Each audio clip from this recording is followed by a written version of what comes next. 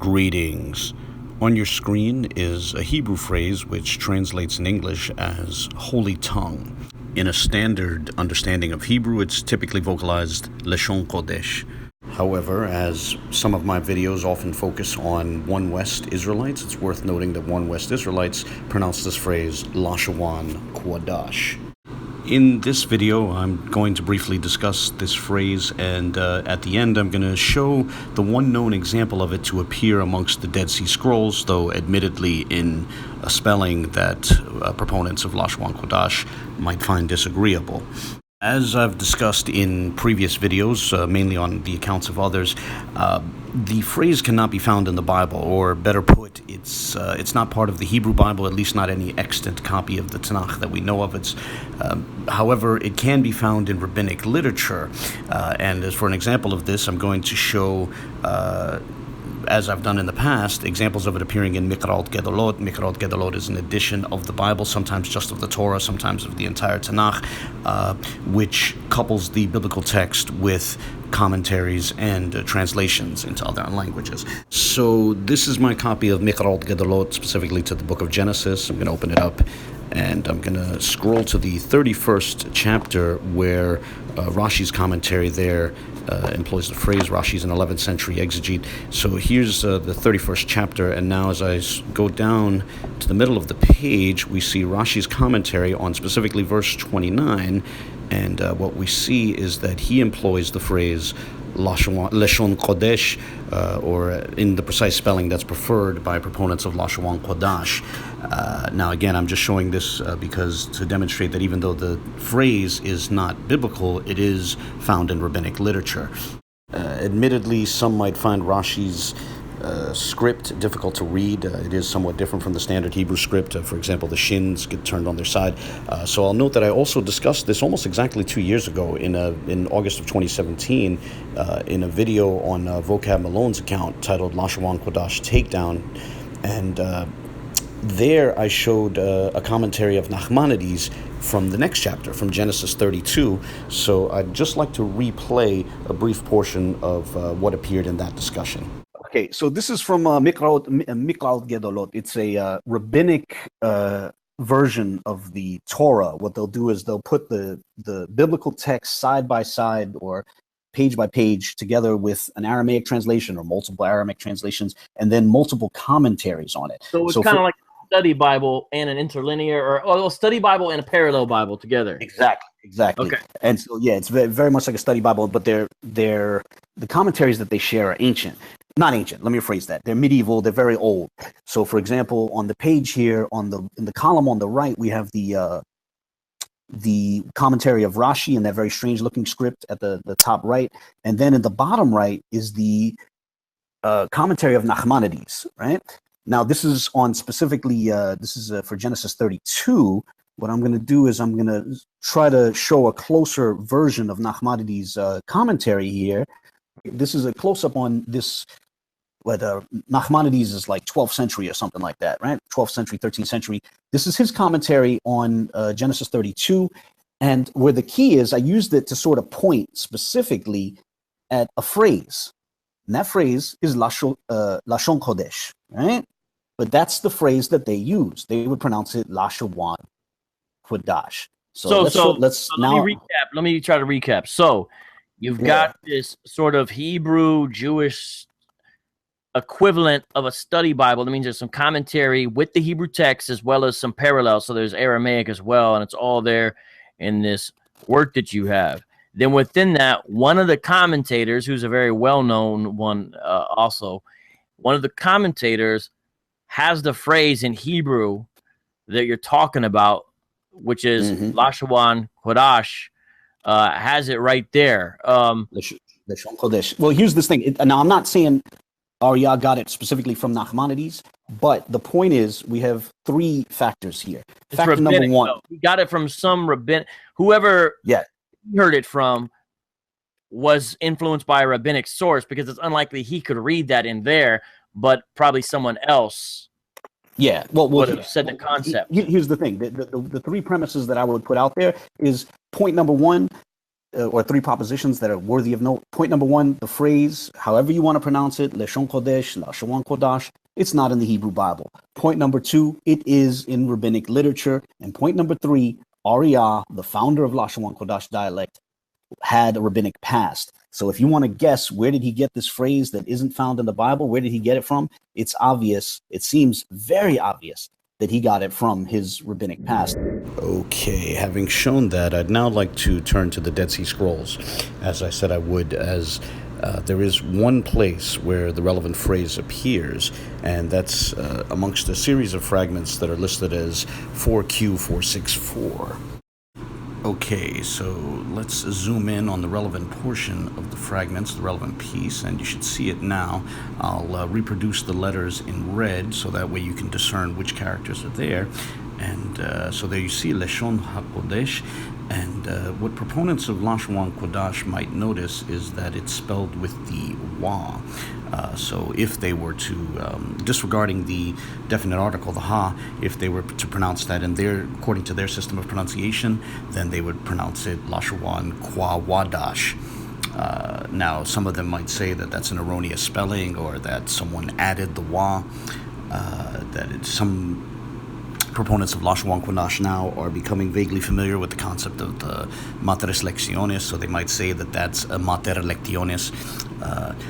But for me, that would just raise the question of how they know when a mater lectiones is present and when it's not.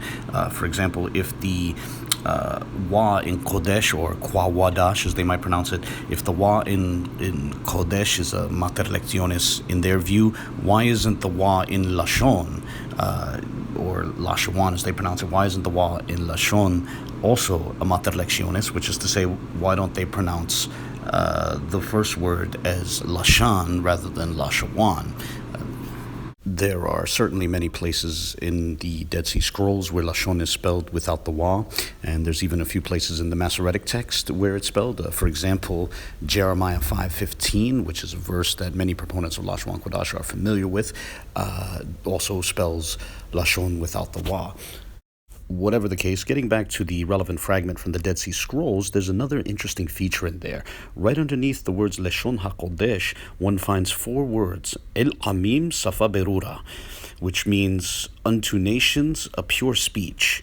And this happens to be a quote from Zephaniah 3:9, which is a text that proponents of Lashawan Quadash often appeal to. So I imagine some of them would find it very interesting that this fragment from the Dead Sea Scrolls has the phrase Lashon ha-qodesh in very close proximity to an apparent quote from Zephaniah 3:9. However, I would caution against the temptation to leap to the conclusion that this somehow demonstrates the truth of their preferred system of pronunciation. It merely shows that the association of the phrase Lashon ha-qodesh, which they adopted and re-rendered as Lashawan Quadash, the association of that phrase with Zephaniah 3:9 is quite old. I would also add that there isn't a gap between the Dead Sea Scrolls and then the one Westers. Rather, this association comes up quite a bit throughout the rabbinic literature. For example, it appears in Midrash Tanhuma, which is at best, at its oldest, we would have to say late antiquity, but possibly early medieval. So too, the medieval exegete Abraham ibn Ezra had a book titled Safa Berura, in which he makes the same argument. Even the medieval work known as the Kuzari, which purportedly reproduces the dialogue which ultimately led to the conversion of the king of the Khazars to Judaism, when it states that the language is called Ibrit because it's named after Eber, i.e. Eber, because he was the one who retained the language after the confusion of tongues at the Tower of Babel. Even when it states that, there are famous commentaries upon the Kuzari which directly connect that with the Safa Berura of Zephaniah 3:9. So too, this is alluded to in Talmud Yerushalmi, the Palestinian Talmud, in the first part of Tractate Megillah, when it's stated that the Safat Ahad, the one tongue of Genesis 11:1, is Lashon ha-qodesh. So connecting again, the original Safat with Lashon ha-qodesh. And now we can return to Mikrot Gadolot, to Genesis. I'm going to look at Targum Yerushalmi, not to be confused with Talmud Yerushalmi, which was the previous source we just looked at. So going to Genesis 11:1, again we have the Safa Ehat, the one language that existed before the languages were confused, and then we go to Targum Yerushalmi to see how that's translated. And what we see here is that it's rendered Lishan Kudsha. Now, Lashon Quadash is actually the Aramaic equivalent of Lashon ha-qodesh. This position of the Targum leads naturally into the rabbinic association of Zephaniah 3:9 with Lashon ha-qodesh, because think about it, there was one safa, one language before, one speech before the confusion of the tongues at Babel, and then Zephaniah is saying that there's going to be a return of the people to a pure safa berura. So if the single safa that existed in the time of before the confusion of tongues was Lishan Kudsha, Lashon ha-qodesh, then it makes sense that a return to a pure safa berura would be a return to Lishan Kudsha, to Lashon ha-qodesh. One final source, staying within Mikrot Gadolot, we're going to another volume, the volume for Exodus. We can go to Exodus 30, chapter 30, the 13th verse, and turn here to the commentary of the Rabbeinu Bachya. And in his commentary, he too, this is another medieval source, he too explicitly connects Lashon ha-qodesh with Zephaniah 3:9. So before closing, let's do a quick summary of what was discussed in this video. The phrase Lashon ha-qodesh is an ancient phrase. It's not a biblical phrase, but it is an ancient one. It's found throughout the rabbinic literature, but it's also found once amongst the Dead Sea Scrolls. Now, it's spelled differently from the way that proponents of Lashawan Quadash would prefer that their phrase be spelled. Not that they have a particularly firm justification for their preferred spelling, and I'm more than willing to discuss it with them. But nonetheless, once you move away from Lashawan Quadash to proper Hebrew, you understand that these spelling differences are not a major concern.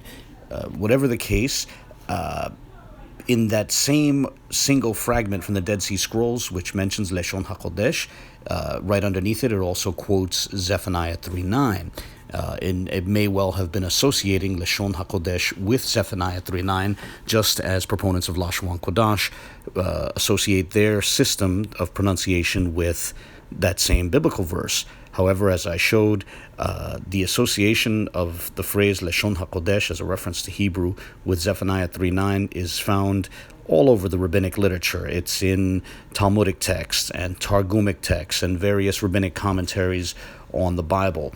And therefore, just as the early founders of Lashawan Quadash, whether it be Ariyah or quote-unquote Abba Bivens, whoever it was, just as they were able to take the phrase Lashawan Quadash from the rabbinic phrase Lashon ha-qodesh, Lashon Kodesh, so too they probably got this association of that phrase with Zephaniah 3:9 from the same Rabbinic Corpora or from people who were dealing with the Rabbinic Corpora.